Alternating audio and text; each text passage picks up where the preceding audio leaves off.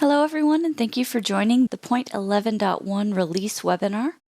Let's get started with the housekeeping and the legal disclaimer. I'll leave this up for just a minute and allow you to read that before we proceed on. Next, if you have any questions related to this webinar, you can use the chat feature in the GoToWebinar, and one of the consultants we have on the call with us will answer you. Any other questions can be answered with our direct support at 1-800-342-2599. I'll be your presenter today. My name is Allie Whitaker, and I'm the Professional Services Training Team Lead here at Cardex Software. Today we're going to be covering the updates to the Point 11.1 release. We have several enhancements in this release. Our first one is that we have updated the fees worksheet and closing cost worksheet dropdowns. And we've done that to get ready for the Fannie Mae and the Freddie Mac Phase 3 UCDs, and we'll walk through that inside of the system. We've also updated the cash deposit sync. We've updated the custom screen field name if the length is too long on the actual screen. We've added the Cardex capability to the assets and liabilities in the application. We've updated the VA certification of loan disbursement screen to update to match the form. And the last update is we have the latest statistical area and county data now inside of Point. I'm going to open up Point so we can get started. I've created a test file for us here. Our first enhancement deals with our fees worksheet and the closing cost worksheet dropdowns. I'm going to go over to the left forms list to my fee worksheet. On the fees worksheet and the closing cost worksheet, all sections have had their dropdown lists updated. This is to match them up with the new Fannie Mae and Freddie Mac Phase 3 UCD export requirements. I'm going to scroll down and show you that each of these drop-down sections have been updated per section of the fee worksheet. So if you do run UCDs, you'll want to make sure that you're using the drop-down list option rather than any manually typed fee that you have in your system. For example, this HOA fee, if I look through the list here, I can see there is one for HOA certification fee that I would need to select if I was going to be using the UCD export for this file. This does not give errors when you're running Fannie Mae's DO or DU or Freddie's LPA. This is only going to error in the UCD export if you are doing that part. So we would recommend that if you are running UCDs on your files, that you may want to go to your templates and update your closing cost scenarios to verify that all of the fees in the closing cost scenarios are using the updated dropdowns and not having any manually typed information inside of there. To update any of your templates, you would go to the left bottom where it says Templates in orange. Then you'd select the closing cost scenario from the template category below. You could double click or highlight and select Open to open your closing cost scenario to update it there. So each section of the fees worksheet has been updated with each of those drop-downs. Another good example is in section C here, services that you can shop for. This is the area that you would put in title fees. So you do want to remember that if you are doing title fees, you'll want to use the drop-down title fees provided in this list.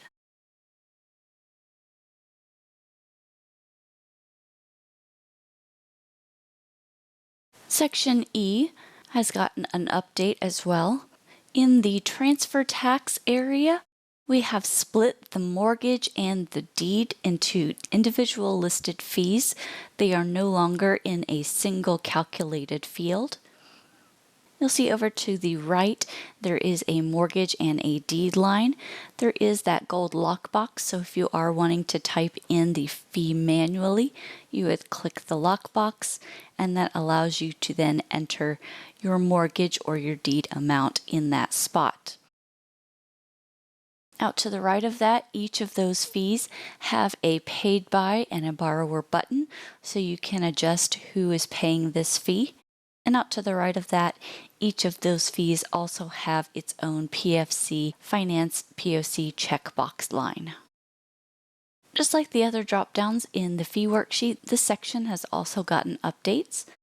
In the drop-down list, the tax stamps are now split out, so you will be able to identify if it is a city, county, or a state tax stamp. You will need to select it from the drop-down here, and the fee will add either mortgage or deed onto the fee name, depending on if there's a fee listed in that field. I'm going to go ahead and undo that lockbox. If you already have city, county, or state tax stamps set up in your system, those will still work for you. Let's walk through that. I'm going to select the gray button to the left, the city, county tax stamps. And then from my drop-down description, I can select my template. I'm going to select OK, and it put my information into the field. You'll see out to the left where the gray button that we pushed used to say City County Tax Stamps, now says City of Dallas. That is the descriptor name of my template. So it puts that there, no longer labeling it in the drop-down list. So you would still need to select if it was a city or a county tax stamp in the drop-down list here. Now that we have the transfer tax split into mortgage and deed, these fees will individually feed over to your lender loan information page and your closing disclosure. Let's go over to the closing cost worksheet to show you how that would look in a new disclosure. I'm going to click Copy from Fees Worksheet up at the top to transfer my fees over and skip. And then over to our closing disclosure so we can see what that will look like on page 2. I'm going to scroll down to our section E, and you can see our description now has City Mortgage Tax Stamp, and it's got the amount. So it's specific rather than being City County tax stamps. Now with this release, we do still have a way to support if you've already disclosed your loan and you need to continue to disclose it as the city county tax stamps altogether. I'm going to go back into our closing cost worksheet, show you how you would be able to disclose that the old way. Down to section E. So if you have disclosed a loan already and you need to redisclose and you want the city county tax or the state tax stamps to show as they did previously, you can come into your closing cost worksheet down in section E in the actual transfer tax area, and where it says city tax stamps, we're going to manually type in what it used to have, the city/county tax stamps. And then off to the right, you can use the lockbox to enter the amount in the mortgage or the deed. So when we go back over to our closing disclosure and page 2, section E now has the old description of the city county tax stamps.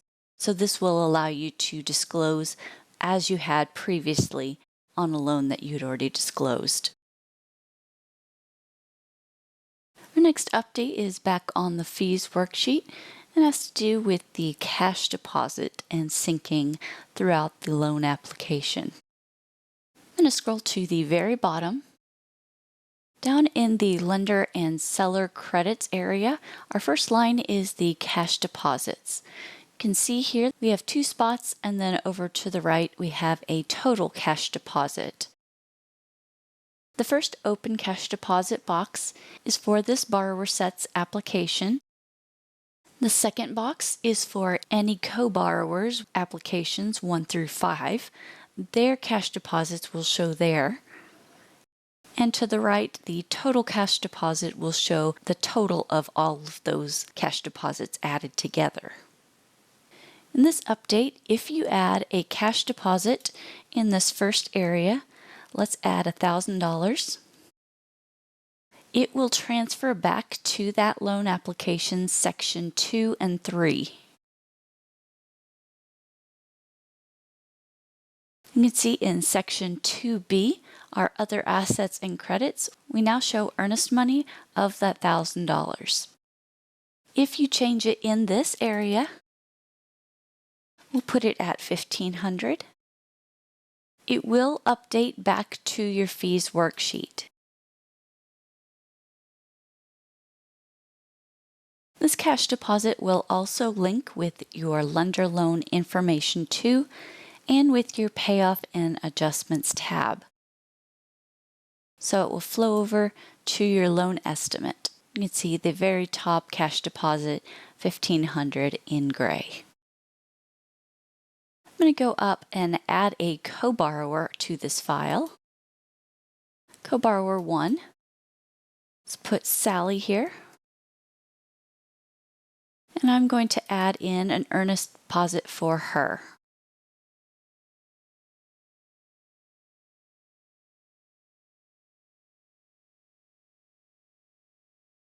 I'm going to go back to our main borrower and to our fees worksheet. We should be able to see in here, in our cash deposit line, we have that $1,500 from the current borrower and the $2,000 that we added on the CoBorrower 1 file, for a total over on the right of the $3,500. If you look on Lender Loan Information page 2, you will see that the other credits have all been added together here in one number. Next update we have deals with our custom screens and our field descriptor name. I'm going to go up to our forms list and down at the bottom to our custom screens and select My Client Information Custom Screen. We've updated the field name descriptor on the left if your field name length goes beyond the area that is here and it doesn't fit. Point will automatically change that title into a hyperlink, allowing you to click that and it will open and show you the full description that you have in that field. We've also added the Cardex capabilities on the application, section 2 and 3. So inside of your assets and your liabilities, when you are entering a company, you now have the icon beside the company to be able to access your Cardex to make entering the information for bank accounts, retirements, or liabilities quicker for you. We've updated the VA certification of loan disbursement. We've added a couple new fields to match the updated form that has been published by the VA.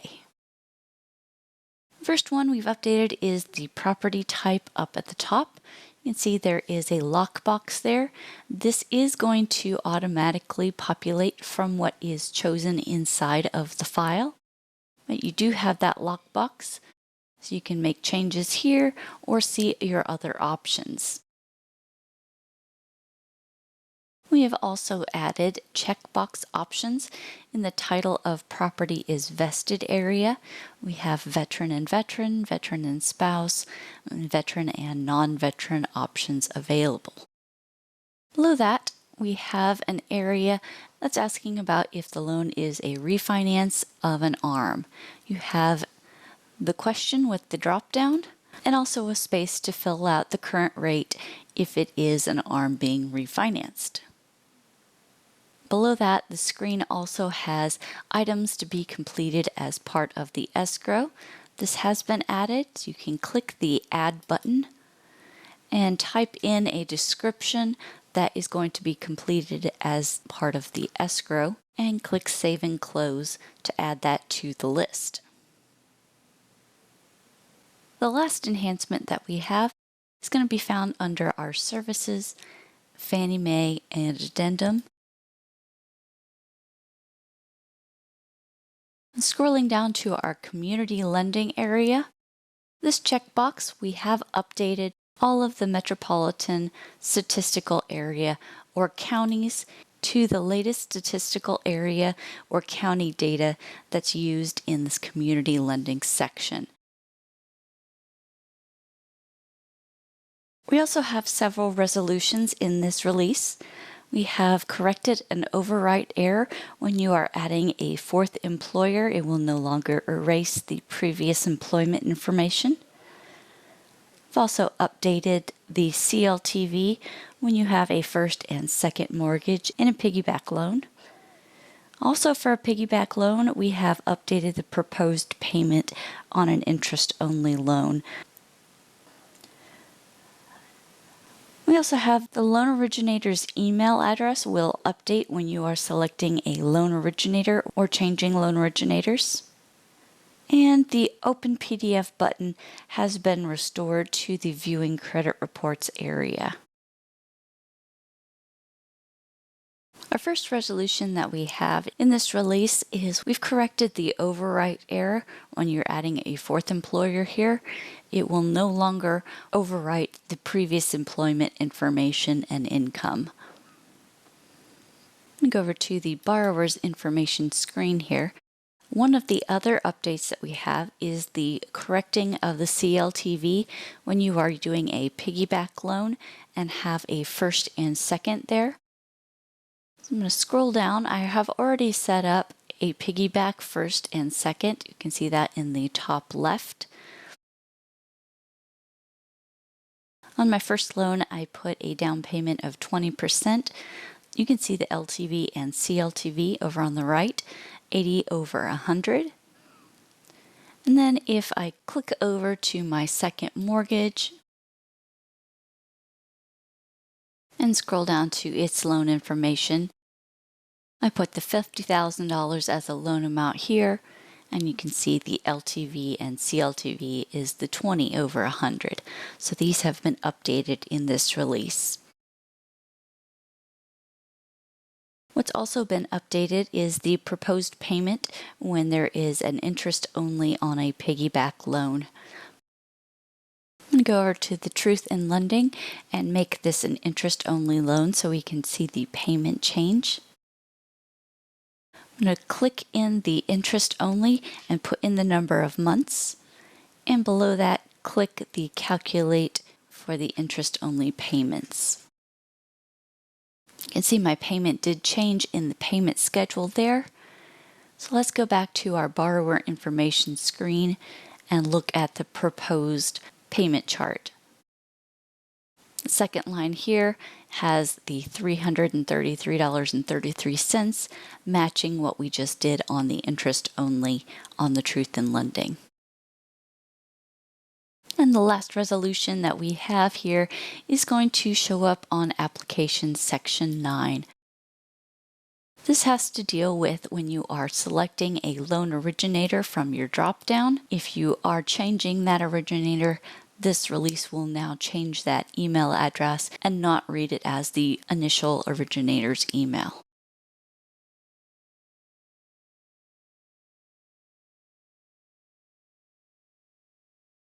Thank you for attending today's webinar. We hope you've received some helpful information today.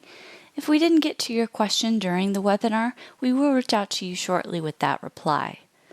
At the end of the session, you will receive a 5-question survey, and we would appreciate you completing that so we can improve our training program and follow up with you if you so choose. To further assist you, a recording of the webinar will be available through the Cardex customer portal very soon. Have a great rest of your day.